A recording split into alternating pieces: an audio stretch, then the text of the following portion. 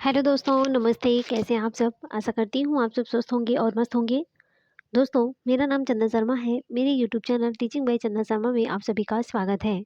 तो दोस्तों, super TET सामान्य जीके जीएस की मोस्ट इंपॉर्टेंट क्लास है, तो आप लोग इस वीडियो में लास्ट तक बने रहिएगा और ज़्यादा से ज़्यादा लोगों को शेयर कीजिएगा, ठीक है? क्योंकि आज हम यहाँ पर साइकोलॉजी की कुछ 50 प्लस क्वेश्चन को डिस्कस करने वाले हैं। देन उसके बाद में हम जीएस के हम 15 क्वेश्चन को डिस्कस करने वाले हैं। तो आप लोग अपना प्यार और सपोर्ट बनाए रखिए दोस्तों। इससे पहले हमने क्लास में आप देख सकते हैं हमने 10 प्रैक्टिस सेट को ऑलरेडी करवा चुके हैं सुपर टेट की। तो आप अगर आप बीपीएससी 4.0 की प्रिपरेशन कर रहे हैं या फिर सुपर टेट की, तो उसके लिए रामबाण क्लास है, तो आप लोग उस क्लास को लेना नहीं भूलेंगे, ठीक है? चलिए, तो यहाँ पर हम चलते हैं अपने क्वेश्चन की तरफ। देख सकते हो स्क्रीन पर मेरा पहला क्वेश्चन है दोस्तों। और जितने लोग पहली बार हमारी वीडियो को देख रहे हैं दोस्तों, वो सबसे पहले चैनल को क्या करेंगे, सब्सक्राइब कर लेंगे। सब्सक्राइब करने के बाद बेल आइकन को प्रेस करेंगे, जिससे नेक्स्ट नोटिफिकेशन उन तक जरूर पहुंचे। और इस सेशन को आप लोग पहले लाइक कर दीजिए। लाइक करने के साथ साथ इसको शेयर कर दीजिए, ठीक है? लाइक कर दीजिए, शेयर कर दीजिए और सब्सक्राइब तो कर ही दिए होंगे आप लोग। चलिए, तो यहाँ पर देख सकते हो मेरा पहला क्वेश्चन है कि वह अवस्था जब बच्चा तार्किक रूप से वस्तुओं व घटनाओं के विषय में चिंतन प्रारंभ करता है, कौन सा है? वह अवस्था जब बच्चा तार्किक रूप से वस्तुओं व घटनाओं के विषय में चिंतन प्रारंभ करता है, कौन सा है? बताइए। औपचारिक संक्रियात्मक अवस्था होगा, पूर्व संक्रियात्मक अवस्था होगा, संवेदी प्रेरक अवस्था होगा या फिर मूर्त संक्रियात्मक अवस्था होगा? बताइए। वह अवस्था जब बच्चा तार्किक रूप से वस्तुओं व घटनाओं के विषय में चिंतन प्रारंभ करता है। मोस्ट इंपॉर्टेंट है दोस्तों, ये सीटेट के लिए भी इंपॉर्टेंट है। सीटेट के लिए भी तो इम्पॉर्टेंट ही है, यूपी टेट और सुपर टेट, बीपीएससी 4.0 सबके लिए इम्पॉर्टेंट है, ठीक है? अगर किसी भी आप टीचिंग एग्जाम की तैयारी कर रहे हो, सबके लिए इम्पॉर्टेंट है। तो यहाँ पर दोस्तों, बच्चा जब मूर्त संक्रियात्मक अवस्था में होता है, बच्चा जब मूर्त संक्रियात्मक अवस्था में होता है, तब तार्किक रूप से वस्तुओं और घटनाओं के विषय में चिंतन को क्या करता है, प्रारंभ करता है। Option D is the right answer हो जाएगा। क्या हो जाएगा? Option D is the right answer, ठीक है? देखिए, संवेदी प्रेरक अवस्था 0 से 2 होती है और पूर्व संक्रियात्मक 2 से 7, 7 से 11 मूर्त संक्रियात्मक होता है और 11 से 18 या फिर कहीं कहीं पर 12 से 18 है। एज अपने अपने मत सब लोगों ने दिया है, ठीक है? चलो, नेक्स्ट क्वेश्चन देखते हैं। मन का मानचित्रण संबंधित है। क्वेश्चन ये सेकंड क्वेश्चन है तुम्हारा कि मन का मानचित्रण संबंधित है साहसिक कार्यों की क्रिया योजना से, बोध बढ़ाने की तकनीकी से, मन की क्रियाशीलता पर अनुसंधान से या फिर मन का चित्र बनाने से? मन का मानचित्रण किससे संबंधित है? मन का मानचित्रण संबंधित है दोस्तों मन की क्रियाशीलता पर अनुसंधान से। Option C is the right answer, क्योंकि साहसिक कार्यों की क्रिया योजना से नहीं होगा, बोध बढ़ाने की तकनीक से ऐसा भी नहीं है, और मन का चित्र बनाने से ये भी नहीं होगा। तो यहाँ पर राइट आंसर है मन की क्रियाशीलता पर अनुसंधान से। बताइए, आप लोगों को समझ में आ रहा है? देखिए, आप लोग ना मेरा सपोर्ट नहीं करते हो, ना चैनल का, ना कभी लाइक करते हो, ना शेयर करते हो, ना ही सब्सक्राइब भी करते हो चैनल को। ऐसा मत करो, ठीक है? चलो, नेक्स्ट क्वेश्चन है कि विशेष रूप से प्राथमिक स्तर पर विद्यार्थियों की सीखने संबंधी समस्याओं को संबोधित करने का सबसे बेहतर तरीका क्या है? ऑप्शन पहला है महंगी और चमकदार सहायक सामग्री का प्रयोग करना। ऐसा तो कहीं नहीं लिखा है। चलो नेक्स्ट ऑप्शन भी देख लेते हैं। आगे है कि सरल और रोचक पाठ्य पुस्तकों का प्रयोग करना। चलिए आगे देखते हैं। कहानी कथन पद्धति का प्रयोग करना या फिर अक्षमता के अनुरूप विभिन्न शिक्षण पद्धतियों का प्रयोग करना। यहाँ पर क्वेश्चन कहा गया है कि विशेष रूप से प्राथमिक स्तर पर विद्यार्थियों की सीखने संबंधी समस्याओं को संबोधित करने का सबसे बेहतर तरीका क्या है? महंगी और चमकदार सहायक सामग्री, अगर सहायक सामग्री का हम प्रयोग करेंगे महंगी और चमकदार, तो क्या बच्चे उसे सबसे बेहतर सीख जाएंगे? ऐसा तो कहीं नहीं लिखा है, तो ऑप्शन पहला गलत हो गया। सेकंड है सरल और रोचक पाठ्य पुस्तकों का प्रयोग करना। भाई, प्राथमिक स्तर पर बच्चे हैं और उनको सीखने संबंधी जो समस्या है, उनका निदान करने का सबसे बेहतर तरीका सरल और रोचक पाठ्य पुस्तकों का प्रयोग करना तो नहीं है। अक्षमता के अनुरूप विभिन्न शिक्षण पद्धतियों का प्रयोग करना, भाई हमें जो समावेशी शिक्षा का पालन करना है, वहाँ पर ये नहीं करना है कि अक्षमता जो किसी ना किसी चीज़ से अगर ग्रसित है बच्चा तो उनको अलग करना है, प्रतिभाशाली को अलग पढ़ाना है, ऐसा तो कहीं नहीं करना नहीं है। समावेशी शिक्षा को, है ना, तो हमें सबको समान लेकर शिक्षा चलना है ना। तो यहाँ पर ऑप्शन तीसरा है कि कहानी कथन। कहानी कथन पद्धति का ये भी नहीं होगा। तो दोस्तों यहाँ पर राइट आंसर हो जाएगा ऑप्शन डी हो जाएगा, अक्षमता के अनुरूप विभिन्न शिक्षण पद्धतियों का प्रयोग करना, है ना, विभिन्न शिक्षण पद्धतियों का प्रयोग करना, option D is the right answer हो जाएगी। इसमें महंगी और चमकदार की तो बात ही नहीं की गई है। रोचक और सरल और रोचक पाठ पुस्तकों, ये भी गलत होगा। कहानी कथन पद्धति का ये भी नहीं होगा। तो प्राइमरी स्तर का जो बच्चा है उसको अक्षमता के अनुरूप, उसी की क्षमता के अनुरूप हमें विभिन्न कई सारी शिक्षण सामग्री को लाकर उसको प्रयोग करना है और अपने प्राथमिक स्तर के जो बच्चे होते हैं उनके समस्याओं का हमें समाधान करना है। यही सबसे बेस्ट तरीका होता है। तो option D is the right answer हो जाएगा। चलिए आगे देखते हैं। नेक्स्ट क्वेश्चन है कि निम्न में से कौन सा बच्चे की सामाजिक मनोवैज्ञानिक आवश्यकताओं के साथ संबंध नहीं है। यहाँ पर निगेटिव क्वेश्चन पूछा गया है दोस्तों, और एग्जाम में निगेटिव भी पूछे जाते हैं, तो वहाँ पर जो है कि आप लोग अच्छे से सावधानी को बरतिएगा। यहाँ पर क्वेश्चन है कि निम्न में से कौन सा बच्चे की सामाजिक मनोवैज्ञानिक आवश्यकताओं के साथ संबंध नहीं है। संवेगात्मक सुरक्षा की आवश्यकता, शरीर से अपशिष्ट पदार्थों का नियमित रूप से बाहर निकलना, सानिध्य की आवश्यकता, या फिर सामाजिक अनुमोदन अथवा सराहना की अवस्था। बताइए इसका राइट आंसर क्या हो जाएगा। निम्न में से कौन सा बच्चे की सामाजिक मनोवैज्ञानिक आवश्यकताओं के साथ संबंध नहीं है। निगेटिव पूछा गया है, तो यहाँ पर राइट आंसर हो जाएगा दोस्तों ऑप्शन बी हो जाएगा, क्योंकि शरीर से अपशिष्ट पदार्थों का नियमित रूप से बाहर निकलना, ये ऑप्शन गलत है, क्योंकि इसमें सामाजिक मनोवैज्ञानिक आवश्यकताओं के साथ क्या संबंध है। तो संवेगात्मक सुरक्षा की आवश्यकता ये संबंध है, सानिध्य की आवश्यकता ये भी संबंधित है, और सामाजिक अनुमोदन अथवा सराहना की आवश्यकता, तो पहला तीसरा और चौथा तो संबंधित है, लेकिन यहाँ पर निगेटिव पूछा गया है, तो निगेटिव का आंसर निगेटिव ही होगा। Option B is the right answer हो जाएगा। ओके, चलिए नेक्स्ट क्वेश्चन है, वह कौन सा कथन है जहाँ बच्चे के संज्ञानात्मक विकास को सबसे बेहतर तरीके से परिभाषित किया जा सकता है। वह कौन सा कथन है जहाँ बच्चे के संज्ञानात्मक विकास को सबसे बेहतर तरीके से परिभाषित किया जा सकता है। विद्यालय और कक्षा पर्यावरण होगा, खेल का मैदान होगा, सभागार होगा, या फिर घर होगा। बताइए वह कौन सा कथन है जहां बच्चे के संज्ञानात्मक विकास को सबसे बेहतर तरीके से परिभाषित किया जा सकता है। तो यहाँ पर राइट आंसर हो जाएगा दोस्तों ऑप्शन ए हो जाएगा, विद्यालय और कक्षा पर्यावरण, है ना। विद्यालय में सबसे बेहतर तरीके से बच्चों को परिभाषित किया जा सकता है, उनके जो संज्ञानात्मक विकास है उसको परिभाषित किया जा सकता है विद्यालय और कक्षा पर्यावरण में। ओके क्लियर, ये सारे टेट के सारे प्रीवियस ईयर क्वेश्चन है ना। चलो नेक्स्ट क्वेश्चन है पियाजे का, ये मोस्ट इंपॉर्टेंट है। सॉरी इसमें तो मैंने आंसर ही पहले बता दिया, कोई बात नहीं, पर ये फेवरेट क्वेश्चन है, सीटेट का और टेट का दोनों का फेवरेट क्वेश्चन है दोस्तों। तो आप लोग इसको अच्छे से देख लीजिएगा कि बच्चे दुनिया के बारे में अपनी समझ का सृजन करते हैं, इसका श्रेय किसको होता है। मतलब बच्चे जो होते हैं वो दुनिया के बारे में अपनी समझ का तो सृजन करते हैं, इसका श्रेय किसको जाता है।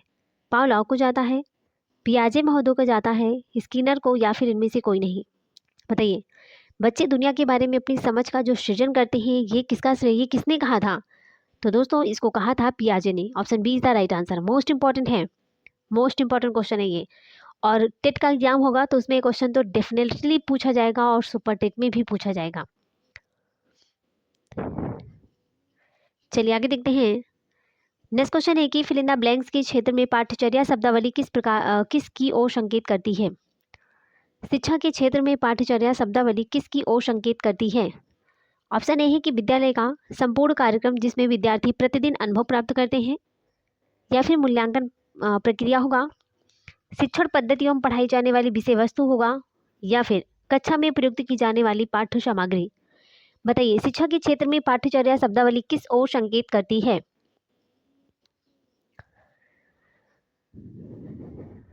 शिक्षा के क्षेत्र में पाठ्यचर्या शब्दावली किसकी ओर संकेत करती है। मूल्यांकन पद्धति की तो बात ही नहीं है, ऑप्शन पहला तो यहाँ पर हो जाएगा दोस्तों, क्या हो जाएगा यहाँ पर, ऑप्शन बी गलत है। शिक्षण पद्धति में पढ़ाई जाने वाली विषय वस्तु ये भी नहीं होगा, कक्षा में प्रयुक्त की जाने वाली पाठ्य सामग्री। तो यहाँ पर राइट आंसर हो जाएगा कि शिक्षा के क्षेत्र में पाठ्यचर्या शब्दावली किसकी ओर संकेत करती है, तो वो करती है विद्यालय का संपूर्ण कार्यक्रम। विद्यालय का संपूर्ण कार्यक्रम जिसमें विद्यार्थी प्रतिदिन अनुभव प्राप्त करते हैं, है ना। वही चीज़ तो है, इसमें कहा जा रहा है कि शिक्षा के क्षेत्र में पाठ्यचर्या शब्दावली किसकी ओर संकेत करती है, तो ये संकेत करती है विद्यालय का जो संपूर्ण कार्यक्रम होता है जिसमें विद्यार्थी प्रतिदिन जिस अनुभव को प्राप्त करता है वो सारी चीज़ें पाठ्यचर्या शब्दावली की ओर संकेत करता है। ये सारी चीज़ें उसमें होती हैं, है ना। ना कि मूल्यांकन प्रक्रिया होगा, शिक्षण पद्धति एवं पढ़ाई जाने वाली विषय वस्तु होगी, कक्षा में प्रयुक्त की जाने वाली पाठ्य सामग्री, ये सारी चीज़ें तो होगी नहीं। तो यहाँ पर ऑप्शन पहला इज द राइट आंसर हो जाएगा। पहला is the right answer. Clear. चलो जी आगे देखते हैं। निम्न में से किसने कहा है कि शिशु अपने एवं अपने संसार के बारे में अधिकांश जो बातें होता है वो खेल के माध्यम से सीखता है। भाई ये तो बात सत्य है, आपके घर में छोटे बच्चे होंगे तो आप वहाँ पर अनुभव कर सकते हो कि वहाँ पर जो बच्चे हैं ना वो जो शिशु होते हैं वो अपने और अपने संसार के बारे में अधिकांश जो बातें होती है ना खेल के माध्यम से सीखता है। खेल खेल के माध्यम से ही तो सीखेगा। बताइए, क्रो एंड क्रो ने कहा था, जॉन डीवी ने कहा था, गैसल ने या फिर स्ट्रेंग ने। बताइए किसने कहा था कि जो बच्चे शिशु होते हैं वो अपने और अपने संसार के बारे में अधिकांश बातें खेल के माध्यम से सीखता है। बताइए इसमें राइट आंसर क्या हो जाएगा। देखिए ये भी इंपॉर्टेंट क्वेश्चन है, यूपी टेट का मोस्ट इंपॉर्टेंट क्वेश्चन है दोस्तों। तो यहाँ पर इस जो कथन है दोस्तों ये है स्ट्रेंग का। किसका है? Option D is the right answer, string का है। चलिए आगे देखते हैं। विकास कभी ना समाप्त होने वाली प्रक्रिया है या विचार किससे संबंधित है? विकास कभी ना समाप्त होने वाली प्रक्रिया है, ये जो विचार है किससे संबंधित है? निरंतरता का सिद्धांत होगा, अंतः संबंध का सिद्धांत होगा, अंतः क्रिया का सिद्धांत होगा या फिर एकीकरण का सिद्धांत होगा। बताइए इसका राइट आंसर क्या हो जाएगा। विकास कभी ना समाप्त होने वाली प्रक्रिया है, यह विचार किससे संबंधित है? निरंतर चल रहा है ना विकास, विकास कभी नहीं समाप्त होती है, कंटिन्यू चलती रहती है। तो यहाँ पर राइट आंसर हो जाएगा दोस्तों ऑप्शन ए हो जाएगा, निरंतरता का सिद्धांत। क्या हो जाएगा? निरंतरता का सिद्धांत। ओके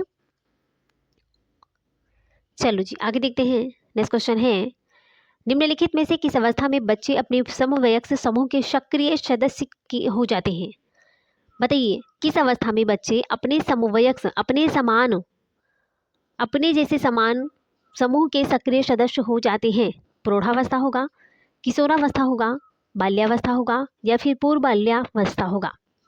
बताइए किस अवस्था में बच्चे अपने समवयस्क समूह के सक्रिय सदस्य हो जाते हैं? इसका राइट आंसर क्या हो जाएगा?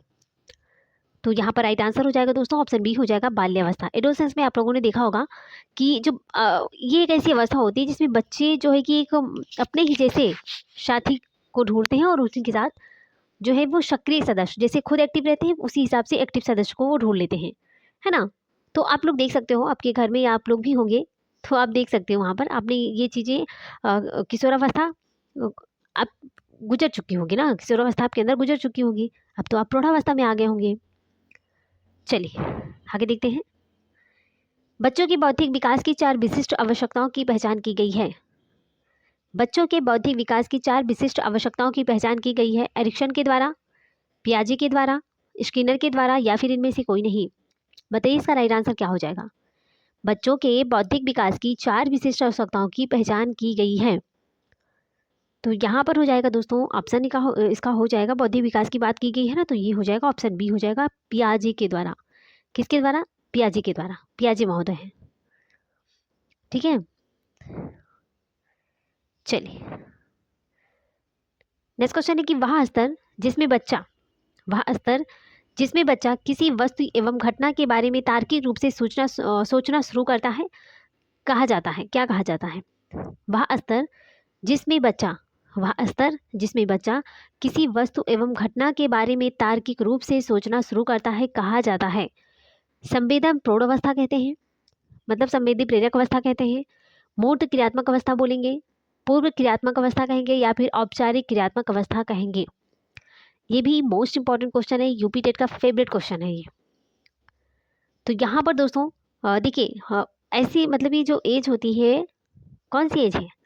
मूर्त संज्ञात्मक अवस्था। ये एक ऐसी एज होती है जिसमें बच्चा किसी वस्तु या घटना के बारे में तार्किक रूप से सोचना स्टार्ट कर देता है ना। तो यहाँ पर राइट आंसर हो जाएगा दोस्तों ऑप्शन बी हो जाएगा,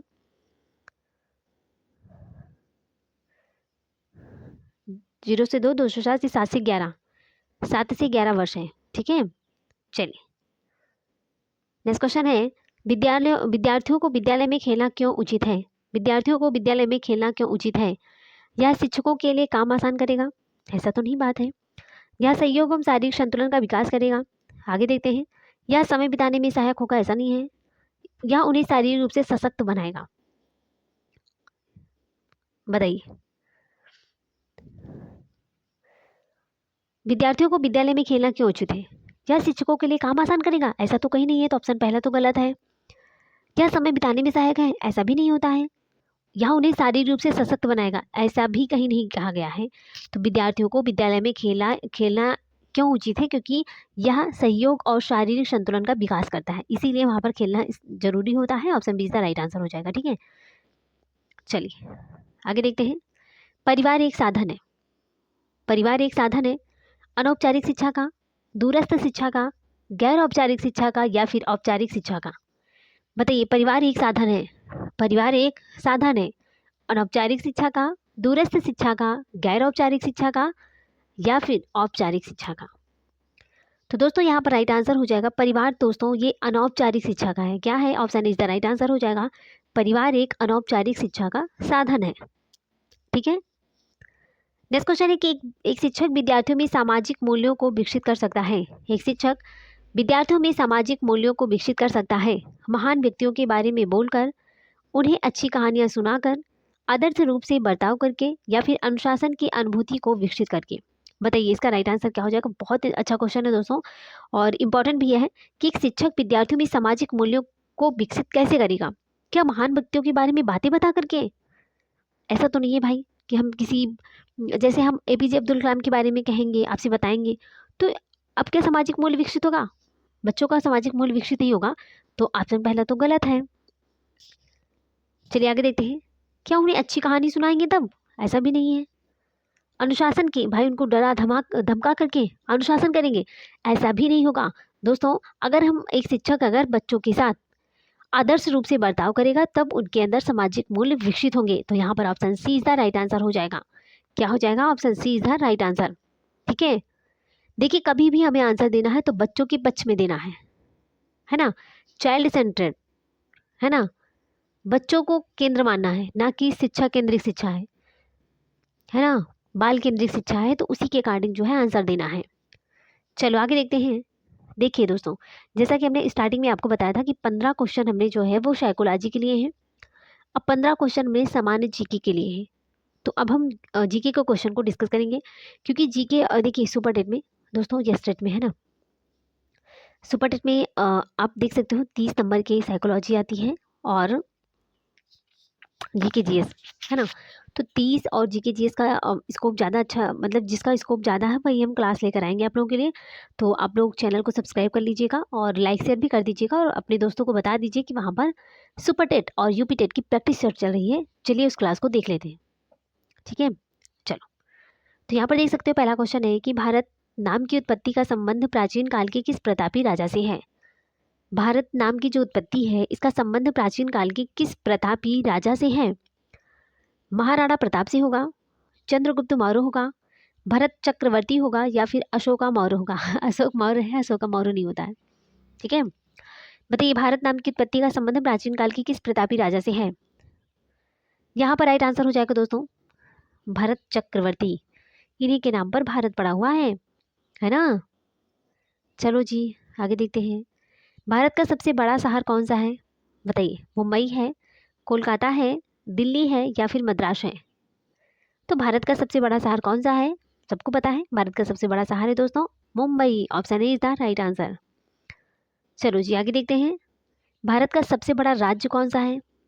यहाँ पर तो हमने शहर देखा, अब राज्य देख लेते हैं। क्या उत्तर प्रदेश होगा, महाराष्ट्र होगा, राजस्थान होगा, या फिर मध्य प्रदेश होगा? तो भारत का सबसे बड़ा राज्य है दोस्तों राजस्थान है। ये सारे क्वेश्चन तो इंपॉर्टेंट है और इजी भी है। चलो ये मत सोचिएगा कि इतने इजी क्वेश्चन लेकर आएंगे तो पेपर में आएगा नहीं। जहाँ पर आप लोग ये सोचते हो ना कि इजी क्वेश्चन तो मुझे आता है, मैं उसे नहीं फोकस करूंगा, और वहाँ पर एग्जाम हॉल में ना आप सरल क्वेश्चन को ही गलत करके आते हो। इससे ओवर कॉन्फिडेंस में कोई नहीं जिएगा। ठीक है, चलो नेक्स्ट क्वेश्चन है कि भारत में कुल कितने राज्य हैं? 28 है, 29 है, 36 है, या फिर 15 है? तो भारत में कुल कितने राज्य हैं दोस्तों? 28 राज्य हैं और 8 केंद्र शासित प्रदेश हैं। ठीक है, 28 राज्य हैं, 8 केंद्र शासित प्रदेश हैं। नेक्स्ट क्वेश्चन है कि भारत का सबसे लंबी नदी कौन सी है? तो भारत की सबसे लंबी नदी है गंडकी है, कोशी है, ब्रह्मपुत्री है या फिर गंगा है। तो भारत की सबसे लंबी नदी कौन सी है? वो है गंगा नदी है। क्या है? गंगा नदी। Option D is the right answer. इसकी लंबाई है 25 किलोमीटर। ठीक है, चलो नेक्स्ट क्वेश्चन है कि भारत का सबसे चौड़ी नदी कौन सी है? तो भारत की सबसे चौड़ी नदी कौन सी है? ब्रह्मपुत्र होगा, गोमती होगा, गंगा है या फिर चंबल है। भारत की सबसे चौड़ी नदी कौन सी है? तो भारत की सबसे चौड़ी नदी है ब्रह्मपुत्र नदी। Option is the right answer. आप लोग ने इसकी लंबाई कितनी है आप लोग कमेंट बॉक्स में बताइएगा। इसकी लंबाई कितनी है आपको बताना है। ठीक है, चलो भारत का सबसे ऊंचा मीनार कौन सा है? भारत का सबसे ऊंचा मीनार कौन सा है? बताइए दोस्तों, भारत का सबसे ऊंचा मीनार क्या है? चार मीनार है, कुतुब मीनार है, झूलता मीनार है या फिर शहीद मीनार है। भारत का सबसे ऊंचा मीनार कौन सा है? तो भारत के सबसे ऊंचे मीनार की बात करते हैं, कौन सा है दोस्तों? भारत का सबसे ऊंचा मीनार, भारत का सबसे ऊंचा मीनार कौन सा है? तो भारत का सबसे ऊंचा मीनार है दोस्तों Qutub Minar. Option B is the right answer. क्या है? कुतुब मीनार, ये भारत का सबसे ऊंचा मीनार है। नेक्स्ट क्वेश्चन है कि भारत का सबसे लंबा बांध कौन सा है? भारत का सबसे लंबा बांध कौन सा है?